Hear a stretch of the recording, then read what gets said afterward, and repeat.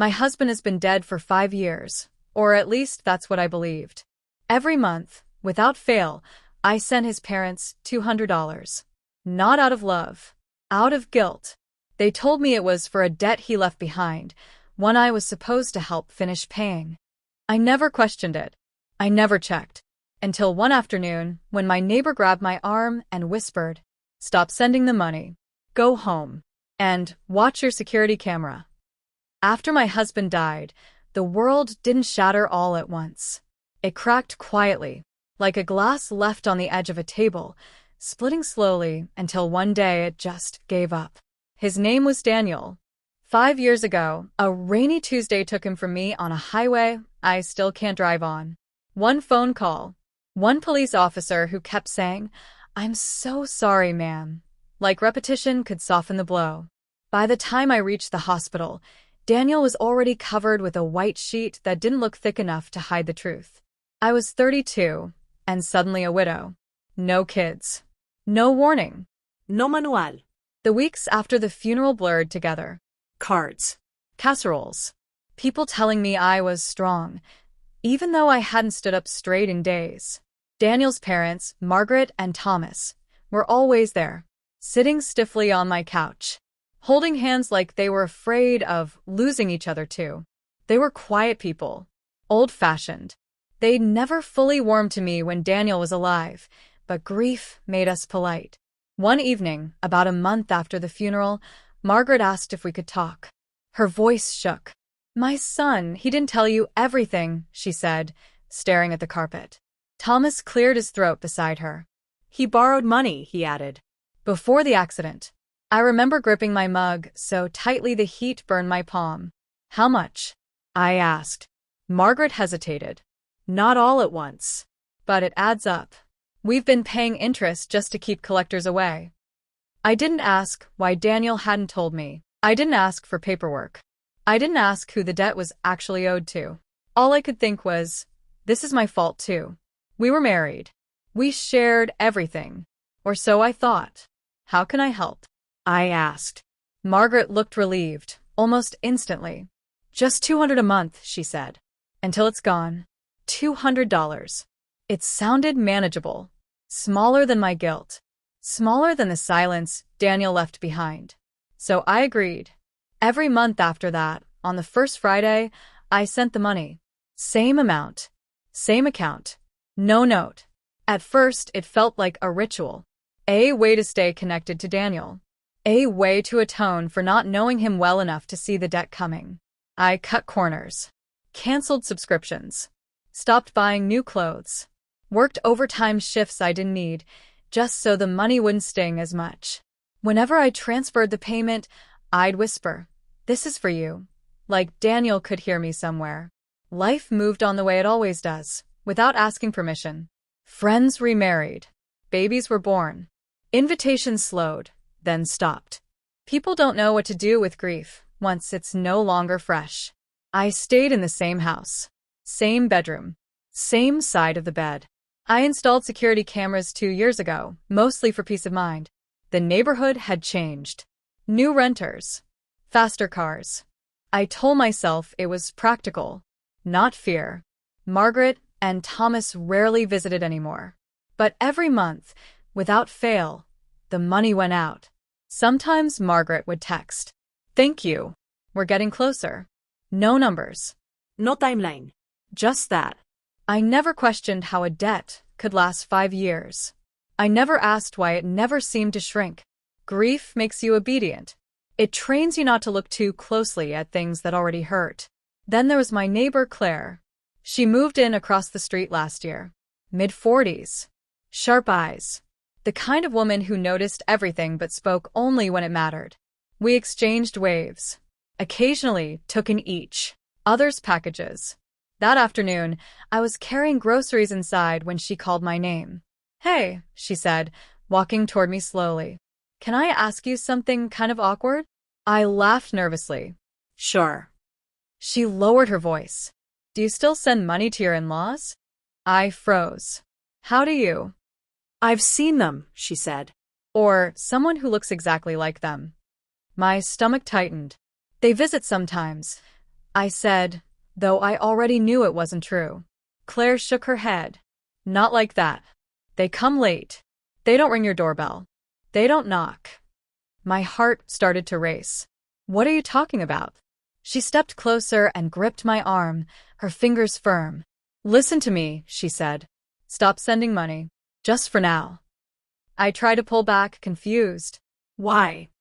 She looked toward my house, toward the small black camera above my door. Because whatever debt you think you're paying, she whispered, you're not paying it alone. And that was the moment, the exact second. Something inside me finally broke instead of bending. Because for the first time in 5 years, I wondered if my husband's death wasn't the end of a story. It might have been the beginning. I didn't sleep that night. Not even for a minute. Claire's words replayed in my head like a warning siren I couldn't shut off. They come late. They don't knock. Yuri not paying it alone. At 3 a.m, I finally gave up pretending rest was possible and grabbed my phone. My thumb hovered over the banking app. The familiar transfer sat there, scheduled for Friday. $200. Same account number I had memorized by heart. For the first time in 5 years, I canceled it. My chest tightened immediately, like I'd done something wrong. Like Daniel would be disappointed. Like I was betraying a promise no one had ever actually asked me to make. I opened my security app. At first, all I saw was nothing. Empty frames. Silent footage. Night after night of wind brushing trees and stray cats crossing my porch. Then I remembered Claire's words. They come late. I scrolled back. Midnight. 1:17 a.m. 2:42 a.m. That's when I saw them. Margaret stood on my porch, hunched slightly, wearing a dark coat I didn't recognize. Thomas lingered behind her, his face half hidden under the porch light. They didn't knock. They didn't ring the bell. Margaret leaned down toward the flower pot near my door. My breath caught. She lifted it. Underneath was a small envelope. White. Clean. Like it had been replaced regularly. My hand started to shake as I watched Thomas open it. Empty. He frowned. Margaret whispered something I couldn't hear, her lips tight with irritation. Then something worse. Thomas looked directly at the camera. Not accidentally. Not briefly. He stared straight into the lens and smiled. I dropped my phone. It clattered onto the kitchen floor, the sound too loud in the silence of the house. I backed away from the counter like the footage could reach out and grab me. They'd been here. Over and over. While I slept. While I cried myself to sleep thinking I was doing the right thing. I picked the phone back up and kept watching. Night after night, the same routine. Sometimes Margaret came alone. Sometimes Thomas.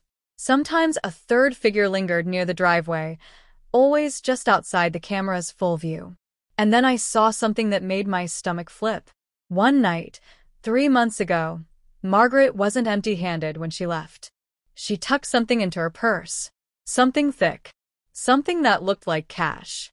I sat down hard on the kitchen chair, my legs weak. The next morning, my phone rang at 9:03 a.m. Margaret. I let it ring. At 9:04, Thomas called. I answered on the third ring, forcing my voice steady. Hello. There was a pause. Too long. You forgot, Margaret finally said. No greeting. No worms. The money didn't come through. I know, I replied. Another pause.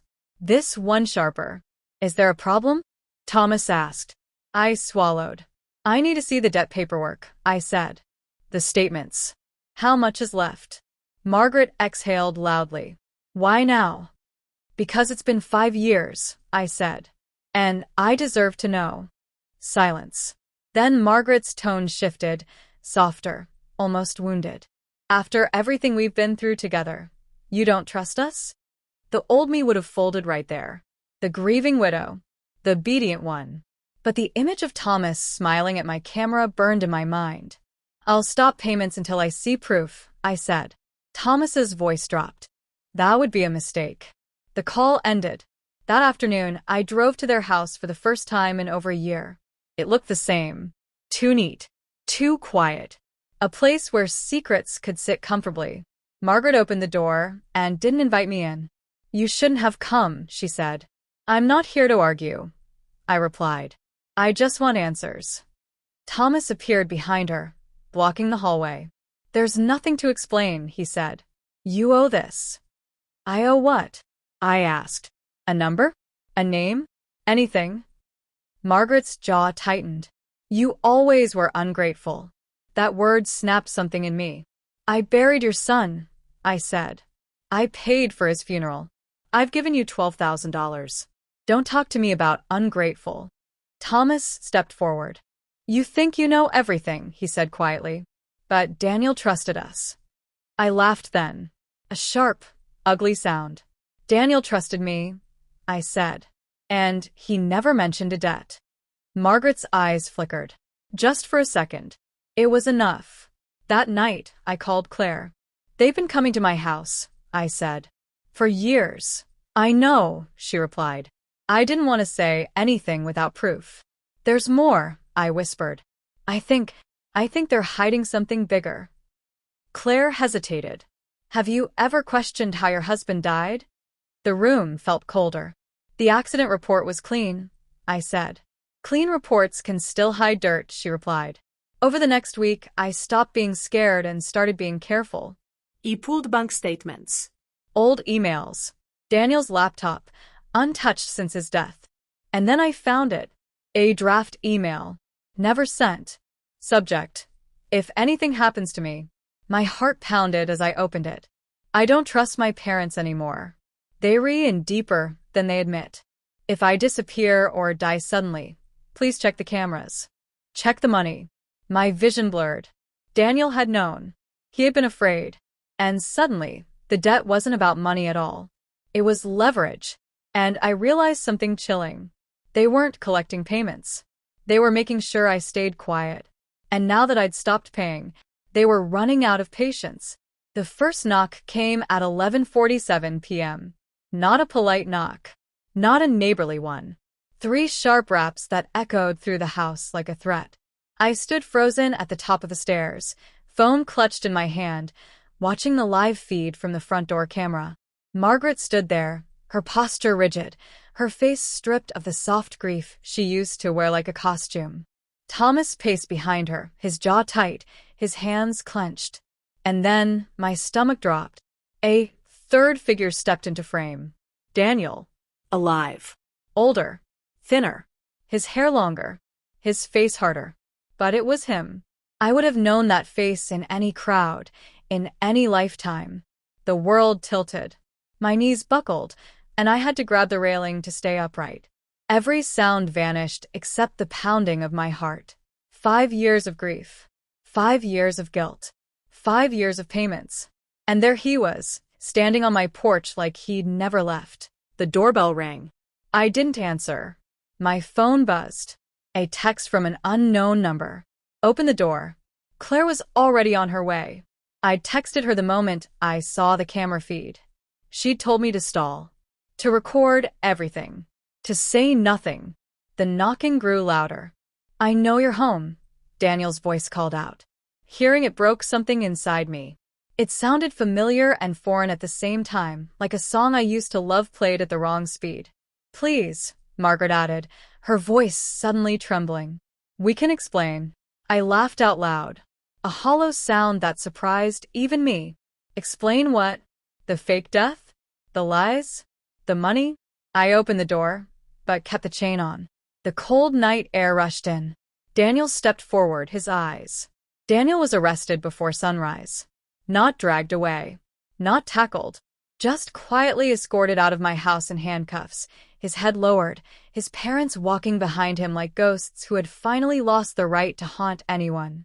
When the police cars disappeared down the street, the silence felt heavier than the chaos that came before it.